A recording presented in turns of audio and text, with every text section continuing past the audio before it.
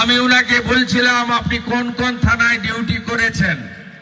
বলেছে আমি মোদিজির সাথে যাব বলেই ওসি আর আইসি হইনি। ওসি আর আইসি হলে পিসি ভাইপো আমাকে দিয়ে অনেক বাজে কাজ করাতো, টাকা তোলাতো। সেই জন্য আমি আমার পুলিশ জীবনে কোনোদিন ওসি আইসির দায়িত্ব না নিয়ে আজকে রিটায়ার করার পরে মোদিজির কাজ সঙ্গে তার নেতৃত্বে কাজ করব বলে বিজেপিতে যোগদান করেছি। আসার আগে ভগবান বিরসা মুন্ডা, কবি ভানুভক্ত, তার ওখানে মাল্যদান করলাম। প্রাক্তন এমএলএ শুক্রা মুন্ডা, প্রাক্তন সাংসদ দশরথ তির্কি আমার সাথে ছিল। আমি সেখান থেকে আসার আগে রাস্তায় দেখলাম 30 জন চোর দাঁড়িয়ে আছে। তারা সব তোলামূলের লোক।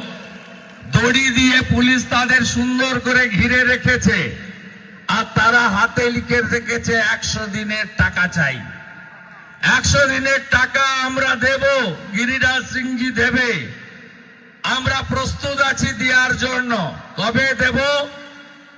দেওয়ার আগে যখন চোরেরা জেলে যাবে। সুন্দর সুন্দর দামি চন্দন গাছ থেকে শুরু করে এমনকি মূল্যবান সাপ, যে সমস্ত সাপের বীজ থেকে নানা ওষুধ তৈরি হয়, সেই সাপ পর্যন্ত, অজগর সাপ পর্যন্ত পাচার করে দিচ্ছে। তার সঙ্গে গন্ডারের শিং, বাঘের চামড়া, কিচ্ছু বাকি রাখছে না। এত খিদা তৃণমূলের। এই চোর পার্টি বালি পাথর কিচ্ছু বাকি রাখেনি, লুট করছে। এই লুটেরাদের বিরুদ্ধে আমাদের লড়াই।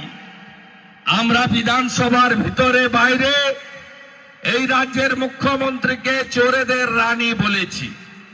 কেন বলেছি? এই রাজ্যের মুখ্যমন্ত্রীর সময়কালে প্রকৃতি মায়ের দেওয়া বালি, কয়লা, পাথর, অরণ্য সম্পদ সব লুট করে নিয়েছে তার ভাইপো এবং তার বাহিনী। মুখ্যমন্ত্রী জানেন না, ভাগ পেয়েছেন। এই মুখ্যমন্ত্রী তৃতীয়বারের মতো ক্ষমতায় আসার পরে চাকরি লুট হয়ে গেছে। দোকান খুলে মেধাযুক্ত লোকেদেরকে বাদ দিয়ে হাজার হাজার চাকরি, 54,000 শিক্ষক শিক্ষাকর্মীর চাকরি কে বেচে দিয়েছে? পার্থ চ্যাটার্জি কোন দলের মহাসচিব ছিল?